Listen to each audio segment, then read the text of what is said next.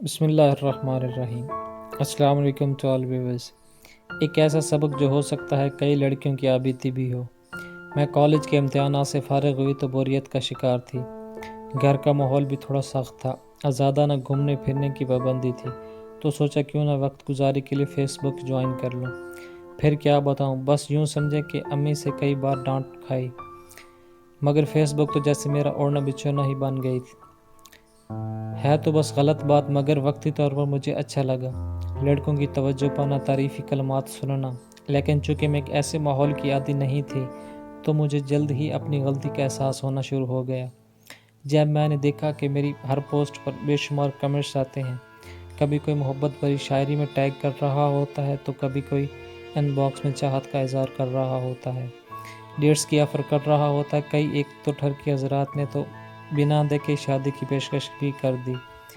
مگر مجھے امی کی وارننگ یاد تھی، میں نے تمہیں تربیت میں کوئی کمی نہیں چھوڑی، اچھے اور برے کی پہچان سکھا دی ہے۔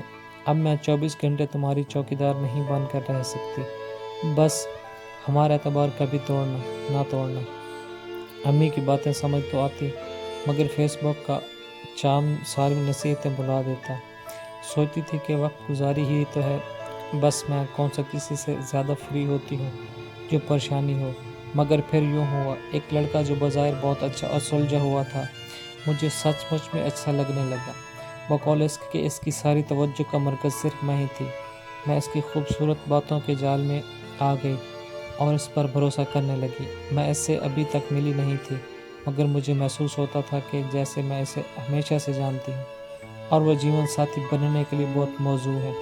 موقع دے کر امی سے بات کر لوں گی اس کے بارے میں، لیکن آہستہ آہستہ اس کی تکلیفیاں بڑھنے لگیں۔ اس کی ذومینی باتیں مجھے پریشان کرنے لگی تھی، ایک چبھن سی محسوس ہوتی تھی۔ میں اب اس سے ناطہ ختم کرنا چاہتی تھی، مگر وہ خود کو جان سے مارنے کی دھمکیاں دے کر مجھے روک لیتا،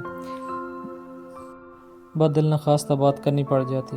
پھر اچانک ایک دن شام کے وقت اس نے مجھ سے ملنے کی فرمائش کر دی۔ میں نے یہ کہہ کر انکار کر دیا کہ ایک تو رات کو ملنا ہی غلط، دوسرا کسی رشتے کے بغیر ہمارا ہی نہیں بلکہ ہر لڑکی اور لڑکے کا تنہا ملنا ٹھیک نہیں۔ میرا انکار سن کر وہ تھوڑا اکھڑ سا گیا۔ کیا یار، میں تم سے شادی کرنا چاہتا ہوں، کوئی کھا تھوڑی جاؤں گا۔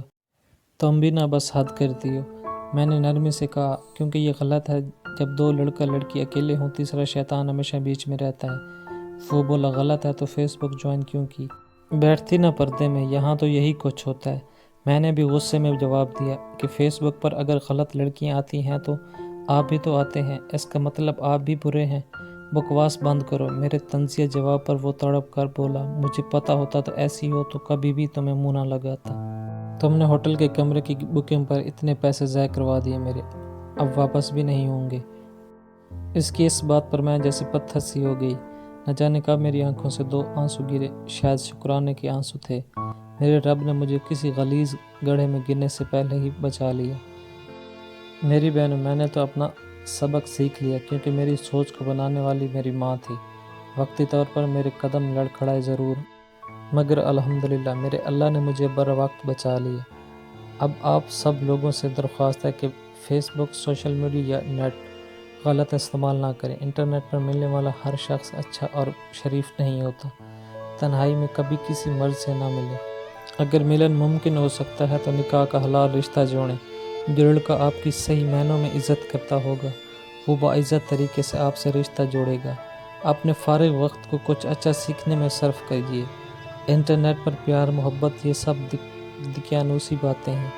نہ تو پیار ایسے ہوتا ہے، نہ ہی محبت، یہ سب خیالی دنیا ہے۔ خود کو اس بربادی سے بچائیں جس کی پاداش میں عمر بھر کی ذلت اور اللہ کے سامنے شرمندگی اٹھانی پڑے۔ ایسی اور سبق آموز کہانیاں دیکھنے کے لیے میرے یوٹیوب چینل کو سبسکرائب کریں۔ Thanks for watching.